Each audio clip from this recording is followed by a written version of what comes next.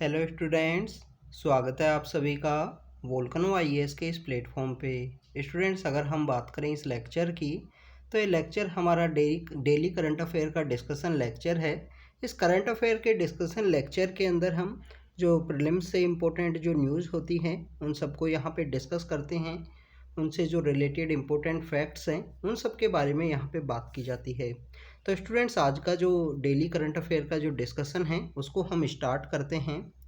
Students, अगर हम बात करें फर्स्ट टॉपिक की, तो हमारा फर्स्ट टॉपिक है ऑर्नामेंटल फिश एक्वाकल्चर के बारे में। अब बेसिकली ऑर्नामेंटल जो फिश हैं वो क्या होती हैं, ये एक्वाकल्चर का जो सिस्टम है वो क्या है। तो ऑर्नामेंटल जो फिश एक्वाकल्चर है बेसिकली डिफाइन करता है उन जो फिशिंग की जो एक्टिविटी हैं जो आपको घर के अंदर देखने के लिए मिलती हैं, या कम्युनिटी बेस्ड जो आपको फिशिंग का जो एक्टिविटी है वो देखने के लिए मिलती हैं, उन्हें यहाँ पे ऑर्नामेंटल फिश एक्वाकल्चर के रूप में डिफ़ाइन किया जाता है। स्टूडेंट्स, अगर हम बात करें इंडिया के अंदर जो फ़िश का जो प्रोडक्शन है उसके अंदर अगर हम ऑर्नामेंटल जो फ़िश है उसके अगर कंट्रीब्यूशन की बात करें, तो अराउंड द 1% या लेस देन द 1% आपको जो कंट्रीब्यूशन है वो ऑर्नामेंटल फिशिंग एक्वाकल्चर का आपको देखने के लिए मिलता है। अभी रिसेंटली ऑर्नामेंटल फिश एक्वाकल्चर को जो लक्षद्वीप के आइलैंड्स हैं, जो लक्षद्वीप के जो आइलैंड हैं वहाँ पे इसको प्रमोट किया गया है कि जिससे वहाँ पे जो घर के अंदर रहने वाली जो महिलाएं हैं वो इससे एक हेल्प कर सके, अपने आप को एम्पावर्ड फील्स कर सके और इसके थ्रू कोई ना कोई जो बिजनेस है वो यहाँ पे कैरी आउट कर सके। स्टूडेंट्स, अगर हम बात करें इन community based ornamental fish aquaculture की, तो इसके अंदर जो लोकल सोर्सेज हैं, जो लोकल रिसोर्सेज हैं वो यूज किए जाएंगे वुमेन्स को एम्पावर करने के लिए लक्षद्वीप के अंदर में। तो ये एक पहला ऐसा स्टेप है जो लक्षद्वीप के अंदर लिया गया है, पहला ऐसा स्टेप है जो लक्षद्वीप के अंदर लिया गया है, वहाँ पे जो सेल्फ रिलायंस है, जो आत्मनिर्भरता है, उसको ये बेसिकली प्रमोट करे। अगर हम ऑर्नामेंटल फिश एक्वाकल्चर की बात करें तो इसके अंदर ICAR Indian council of agriculture research है, national bureau of fish genetic resources है, ये दोनों इंस्टीट्यूशंस यहाँ पे जो टेक्निकल सपोर्ट हैं वो प्रोवाइड करवाएंगे ऑर्नामेंटल फिश एक्वाकल्चर को। National bureau of fish genetic resources की अगर हम बात करें, वो एक जर्म प्लाज्म के जो रिसोर्स सेंटर हैं उसके रूप में भी वर्क करता है। जितना भी जो मैरीन जो ऑर्नामेंटल ऑर्गेनिजम्स हैं उनका जो जर्म प्लाज है उसको ये मेंटेन या रिकॉर्ड करके रखता है national bureau of fish genetic resources के द्वारा। ये इन सबको जो यहाँ पे प्रोटेक्ट किया गया है या स्टोर किया गया है, ये फिश से रिलेटेड जो भी इंफॉर्मेशन है ये अगाटी आइलैंड के ऊपर आपको देखने के लिए मिलती है। तो आपके लिए यहाँ पे एक इम्पोर्टेंट है, अगाती आइलैंड के बारे में आपको पता होना चाहिए कि एक तो अगाती आइलैंड जो लक्षद्वीप के अंदर सिचुएटेड है। ऑर्नामेंटल फिश एक्वाकल्चर की बात करें तो ये होम बेस्ड जो फिशिंग की जो एक्टिविटी हैं जो एक्वाकल्चर के अंदर आपको देखने के लिए मिलती हैं उन सब के बारे में बात की जाती है, वो हैं ornamental fish. Less than the 1% ये कंट्रीब्यूट करती हैं इंडिया की टोटल फिशिंग की जो एक्टिविटी हैं उसके अंदर। इसके अंदर महिलाओं को जो सेल्फ रिलायंस है वो प्रोवाइड किया जाएगा, सेल्फ रिलायंस वो अचीव कर सकें, आत्मनिर्भरता वो अचीव कर सकें। Indian council of agriculture research है and national bureau of fish genetic resources के द्वारा जो टेक्निकल सपोर्ट है वो भी प्रोवाइड की जाएगी ऑर्नामेंटल फिश एक्वाकल्चर के अंदर। स्टूडेंट्स, अगर हम बात करें इंडिया के अंदर जो फिश का जो प्रोडक्शन है उसके रिगार्डिंग में हमारे गवर्नमेंट के द्वारा काफ़ी सारे ऐसे इनिशिएटिव्स हैं जो चलाए गए हैं जिससे फिश का जो प्रोडक्शन है, जो फिशिंग का जो प्रोडक्शन है वो यहाँ पे इंक्रीज हुए। आप देखिए कि मत्स्य संपदा योजना है, जो फिशिंग एक्टिविटी से रिलेटेड हमारे जो फिशरमैन्स हैं, जो हमारे मछुआरे हैं, उनको भी यहाँ पे बेनिफिट है वो प्रोवाइड किया गया है मत्स्य संपदा योजना के थ्रू। अभी रिसेंटली अगर हम बात करें बजट 2023 की, जो बजट 2023 है उसके अंदर भी एक सब स्कीम है वो लॉन्च की गई है मत्स्य सेक्टर से रिलेटेड, अंडर द प्रधानमंत्री मत्स्य संपदा योजना के अंडर ही आपको देखने के लिए मिलता है। तो ये इस तरीके से हमारी गवर्नमेंट के द्वारा कंटिन्यू यहाँ पे जो सपोर्ट है, चाहे टेक्निकल सपोर्ट हो चाहे यहाँ पे पैसे का सपोर्ट हो, तो सब तरीके से जो सपोर्ट है वो प्रोवाइड किया गया है जिससे फिशिंग की जो एक्टिविटी है वो इंडिया अचीव कर सके। अगर हम फिश के प्रोडक्शन के अंदर बात करें तो इंडिया का जो रैंकिंग है 2021 के समय में जो इंडिया का रैंकिंग हुआ करता था वो थर्ड रैंक या कभी कभी इंडिया सेकंड रैंक भी अचीव करता है फिशिंग के प्रोडक्शन के अंदर में। तो स्टूडेंट्स, आपको इंडिया का रैंक पता होना चाहिए कि इंडिया का रैंक क्या है फिश के प्रोडक्शन के अंदर में, ये भी आपको पता होना चाहिए। तो स्टूडेंट्स, ये सब हमने डिस्कस किया। यहाँ पे हम एक क्वेश्चन की प्रैक्टिस करेंगे। क्वेश्चन यूपीएससी के द्वारा 2014 के अंदर पूछा गया था कि जो 10 डिग्री जो चैनल है, जो 10 डिग्री जो चैनल है वो इंडिया के कौन कौन से ऐसे आइलैंड्स हैं उन्हें सेपरेट करता है, ये बेसिकली क्वेश्चन था।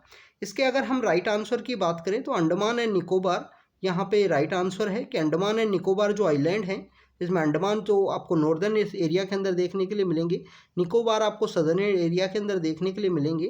तो जो सदर्न अंडमान है एंड जो निकोबार आइलैंड है उन दोनों को सेपरेट करता है 10 डिग्री चैनल जो है। अभी 10 डिग्री चैनल क्या है basically? 10 degree channel basically students हमारे यहाँ पे 0 डिग्री इक्वेटर को माना गया है, जो 0 डिग्री इक्वेटर को माना गया है। तो ये 10 डिग्री बेसिकली ये 10 डिग्री को प्रेजेंट करता है। 23.5 को आपको पता होगा, जो 23.5 है वहाँ पे ट्रॉपिक ऑफ कैंसर को यहाँ पे शामिल किया गया है कि ट्रॉपिक ऑफ कैंसर 23.5 नॉर्दर्न जो हेमिस्फीयर है उसके अंदर गिरता है।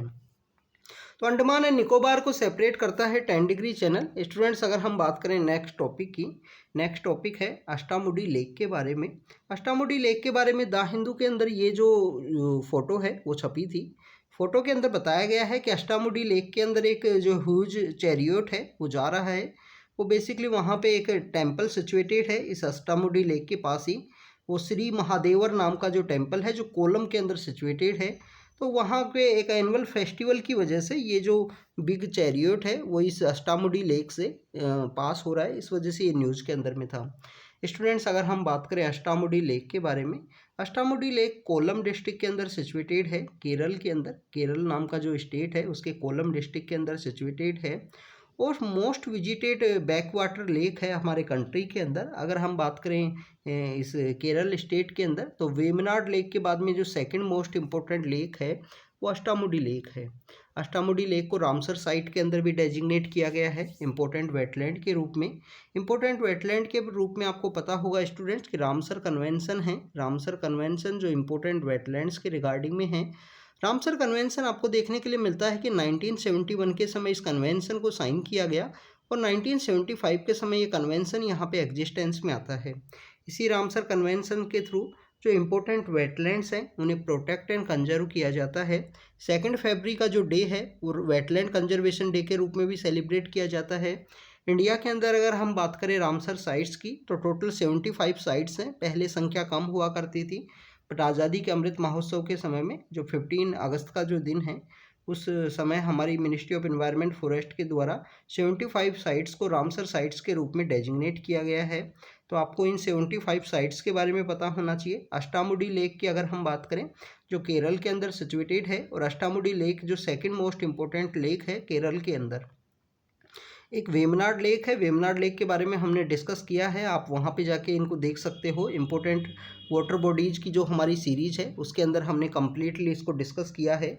अगर हम बात करें स्टूडेंट्स ये बेसिकली ह्यूज चैरियट के बारे में फ़ोटो की वजह से न्यूज़ के अंदर में था, तो इस वजह से हमने अष्टामुडी लेक को डिस्कस किया।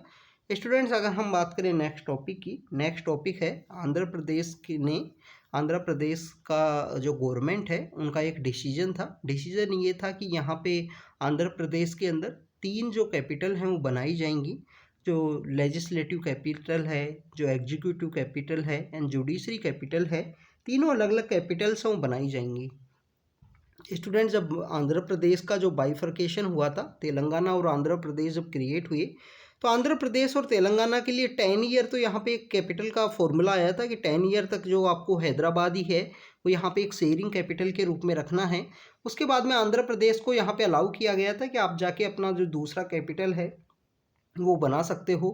तो आंध्र प्रदेश की उस समय की जो गवर्नमेंट हुआ करती थी उनके द्वारा जो अमरावती नाम की जो जगह है, जो अमरावती नाम की जो जगह है उसे चूज़ किया गया अपनी कैपिटल के रूप में। लैंड पूलिंग वहाँ पे की गई, काफ़ी उसको अच्छे से एक प्लान्ड वे में प्लान सिटी के रूप में डेवलप करने का जो कॉन्सेप्ट था वो उस समय में एग्जिस्टेंस में आया। उसके बाद में स्टूडेंट्स वहाँ पे गवर्नमेंट चेंज होती है। गवर्नमेंट चेंज होने के साथ ही आंध्र प्रदेश की 3 कैपिटल का जो फॉर्मूला है वो वहाँ पे अडॉप्ट किया जाता है। 3 कैपिटल कौन कौन सी हैं? अमरावती है, विशाखापट्टनम है, विशाखापट्टनम आपने सुना होगा, विशाखापट्टनम काफ़ी इंपॉर्टेंट सिटी है, एंड इसके अलावा करनूल है। तो विशाखापट्टनम, करनूल और अमरावती इन तीनों कैपिटल्स को legislative, executive and judiciary capital के रूप में इस्टेब्लिश करने का आंध्र प्रदेश की गवर्नमेंट का एक डिसीजन है। वहाँ पे आंध्र प्रदेश के हाई कोर्ट के द्वारा इनके अगेंस्ट में एक पेटिशन, एक केस है, उसमें जजमेंट दिया गया कि 3 कैपिटल तो आप यहाँ पे बना सकते हो, बट उसके अंदर बताया गया कि अमरावती को आप पहले डेवलप कीजिए। तो उसके अगेंस्ट में आंध्र प्रदेश का जो हाई कोर्ट का जो जजमेंट था, उसके अगेंस्ट में आंध्र प्रदेश की जो गवर्नमेंट है उनके द्वारा सुप्रीम कोर्ट के अंदर जो केस है वो फाइल किया गया। अब सुप्रीम कोर्ट के अंदर जब केस फाइल किया गया तो सुप्रीम कोर्ट ने इनकी जो केस है उसके लिए बेसिकली जो डेट है वो 28 मार्च की डेट दी है कि 28 मार्च की आपकी जो डेट है उस दिन आपका जो सुनवाई है वो किया जाएगा। यहाँ पे आंध्र प्रदेश की गवर्नमेंट के द्वारा एक स्पेशल पेटिशन है वो फाइल की गई, जिसको आप स्पेशल लीव पेटिशन के रूप से जानते हो। स्पेशल लीव पेटिशन है वो यहाँ पे फाइल की गई कि हमारा जो केस है उसको जल्दी से जल्दी सुना जाए, जल्दी से जल्दी उसके हियरिंग है वो हो यहाँ पे। अब आपको स्पेशल लीव पेटिशन के बारे में पता होना चाहिए। आर्टिकल 136 के अंदर इसको डिफाइन किया गया है स्पेशल लीव पेटिशन को। तो स्पेशल लीव पेटिशन है वो फाइल की गई है आंध्र प्रदेश गवर्नमेंट के द्वारा कि हमारा जजमेंट है उसका हियरिंग है वो फास्ट ट्रैक में हो, जल्दी से जल्दी किया जाए। तो यहाँ पे बेसिकली जो जज थे इनका जो पेटिशन है उसको सुनते हुए उन जज के द्वारा कहा गया है कि जो स्पेशल लीव पेटिशन है या कब कौन सा केस किसके द्वारा सुनाया जाएगा, ये कम्प्लीटली जो अथॉरिटी है वो सीजीआई के हाथ में है।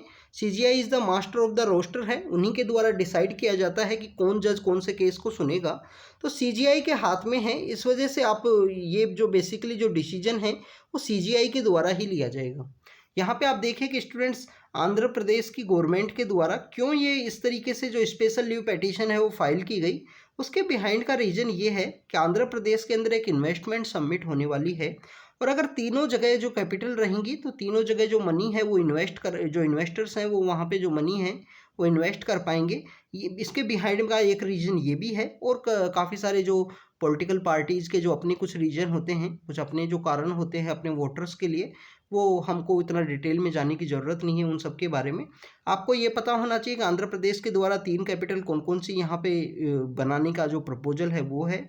स्पेशल लीव पेटिशन आर्टिकल 136 के बारे में पता होना चाहिए। CJI is the master of the roster, तो सीजीआई के पास कंप्लीटली पावर है कि कौन जज कौन से केस के अंदर यहाँ पे हियरिंग के अंदर बैठने वाला है।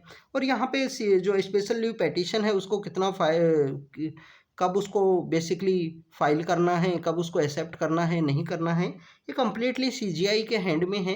तो ये सब यहाँ पे डिस्कस किया गया है इस न्यूज़ के अंदर में। तो स्टूडेंट्स ये आज का हमारा करंट अफेयर का डिस्कशन था, जिसमें हमने आंध्र प्रदेश की जो 3 कैपिटल है उनके बारे में डिस्कस किया, अष्टामुडी लेक के बारे में डिस्कस किया, 10 डिग्री चैनल जो अंडमान एंड निकोबार को सेपरेट करता है उसके बारे में डिस्कस किया। यहाँ आपको लक्षद्वीप के जो आइलैंड्स को जो degree number of degree channel जो सेपरेट करते हैं, जिसमें 8 डिग्री है, 11 डिग्री है, उनके बारे में भी पता होना चाहिए। ऑर्नामेंटल फिश एक्वाकल्चर के बारे में डिस्कस किया। तो ये आज का हमारा करंट अफेयर का डिस्कशन था। ऐसे ही हम आपको रेगुलरली अपडेट करते रहेंगे शॉर्ट न्यूज़ के थ्रू, जो प्रीलिम्स के पर्सपेक्टिव जो इंपॉर्टेंट डाटा एंड फैक्ट है उनको डिस्कस करते हुए। तो स्टूडेंट्स आप बने रहिए हमारे साथ। Thank you students, thank you very much.